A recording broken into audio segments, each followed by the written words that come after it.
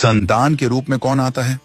पूर्व जन्म के कर्मों से ही हमें इस जन्म में माता पिता, भाई बहन, पति पत्नी, प्रेमिका, मित्र शत्रु, सगे संबंधी इत्यादि संसार के जितने भी रिश्ते नाते हैं सब मिलते हैं, क्योंकि इन सब को हमें या तो कुछ देना होता है या इनसे कुछ लेना होता है।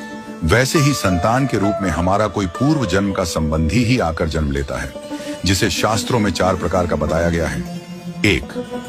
अणानुबंध पुत्र।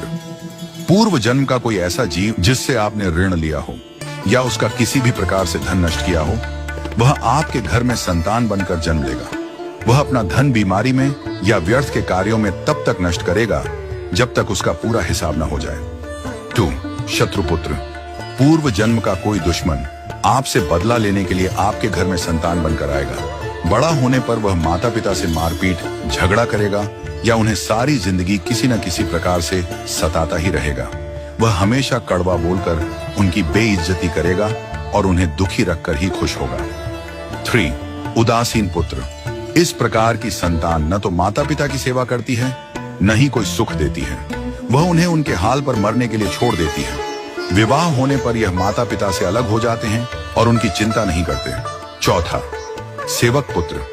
पूर्व जन्म में यदि आपने किसी की खूब सेवा की है तो वह अपनी की हुई सेवा का ऋण उतारने के लिए आपकी सेवा करने के लिए पुत्र बनकर आता है।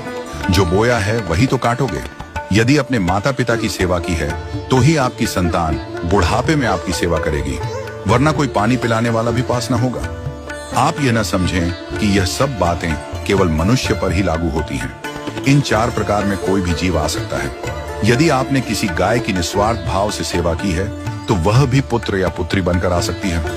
यदि आपने गाय को स्वार्थवश पालकर उसके दूध देना बंद करने के पश्चात उसे घर से निकाल दिया हो तो वह ऋणानुबंध पुत्र या पुत्री बनकर जन्म लेगी। यदि आपने किसी निर्दोष जीव को सताया है तो वह आपके जीवन में शत्रु बनकर आएगा। इसलिए जीवन में कभी किसी का बुरा न करें, क्योंकि प्रकृति का नियम है कि आप जो भी करोगे उसे वह आपको इस जन्म में या अगले जन्म में 100 गुना वापस करके देगी। यदि आपने किसी को 1 रुपया दिया है तो समझो आपके खाते में 100 रुपया जमा हो गए हैं। यदि आपने किसी का 1 रुपया छीना है तो समझो आपकी जमा राशि से 100 रुपये निकल गए। जरा सोचिए, आप कौन सा धन साथ लेकर आए थे और कितना साथ लेकर जाओगे? जो चले गए वे कितना सोना चांदी साथ ले गए? मरने पर जो सोना चांदी धन दौलत बैंक में पड़ा रह गया, समझो वह व्यर्थ ही कमाया। औलाद अगर अच्छी और लायक है तो उसके लिए कुछ भी छोड़कर जाने की जरूरत नहीं है, वह खुद ही कमा लेगी।